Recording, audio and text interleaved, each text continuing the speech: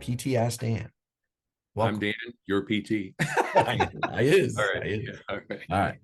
So let's talk about it can be a conversation or it can be a line or a phrase, but having difficult conversations with a prospect or a client, saying what the elephant in the room is screaming needs to be said, but not blowing up the deal as you do it.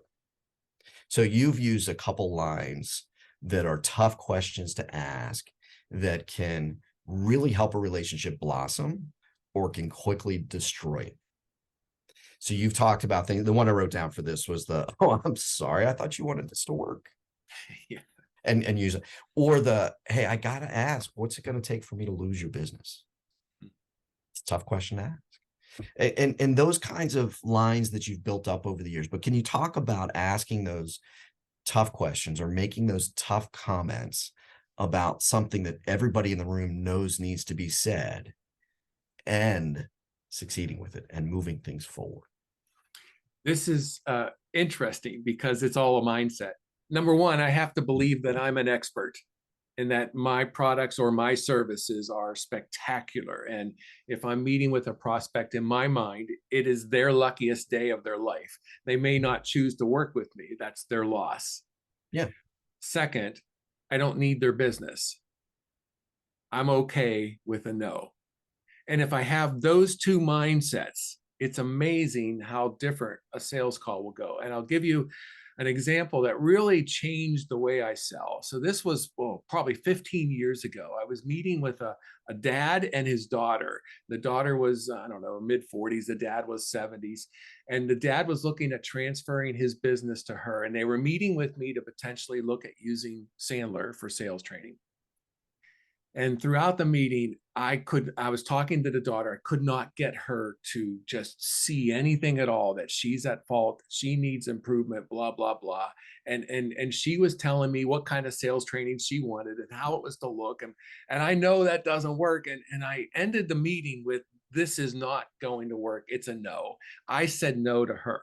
And it was interesting, as we were leaving, he hands me a folded up note and says, look at this after we've left. I'm like, okay. So they leave the door, and I open up the note, and inside it says, if Dan is worth anything, he'll say no. Wow. And I wish I had kept that note, but I'm a minimalist. I threw it away at some point. But here's what I'm getting at. We all want to be liked. And so we do all these things to get liked. Throw that out. Sales is not about being liked. It's about being respected.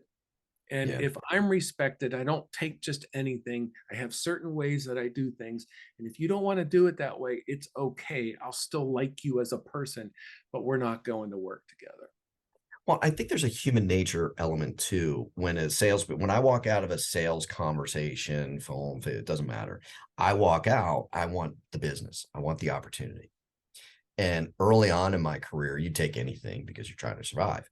But then there was a phase for me where I went through and I started compromising to keep the deal. Mm-hmm. And it took me a while to figure out that compromising was really hurting me. And I just needed to stick to my guns like you just described. But that's really hard to do.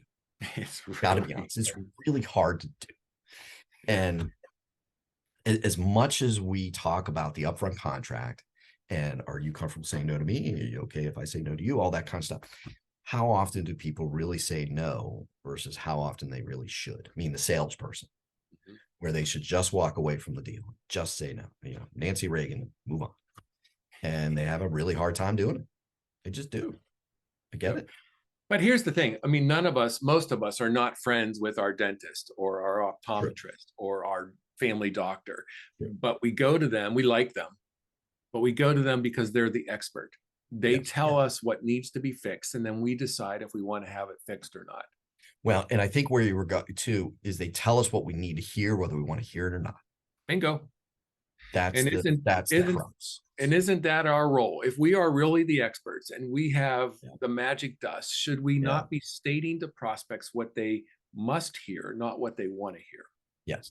But doing so, it takes a while to figure out how to do that well not be obnoxious, not blow up the deal, not piss people off, because that's not what you're there for either. So I mean, we talked about using that phrase of, I'm sorry, I thought you wanted this to work. You've been at this for 20 plus years. It's not like that rolls off the first time and lands perfectly. Just doesn't. No, you're Takes right. You practice. try different phrases until one works. The one that seemed to work for me early on was, how do I tell you? And then I filled in something without making you angry at me. Yeah. That's How a do I good tell you that example. was a stupid comment you just said without making you really ticked at me and want to throw me out? Yeah. Well, but I think that goes back to the art of sales is you just laughed at your own comment, and that's what the vast majority of prospects would do. You make that comment, they're gonna smile, they're gonna chuckle, and they're gonna be like, all right.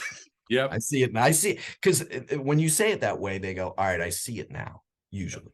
Or they kick you out. I've never been thrown out of an office. Never. No, Nope. Honestly? Why is that a surprise to you? I think every salesperson that's been out a long time has been thrown out by somebody. I've never been thrown out of one. Maybe All you right. have. All right, get All out of here. I'll see you later. right. See you tomorrow. All right, goodbye.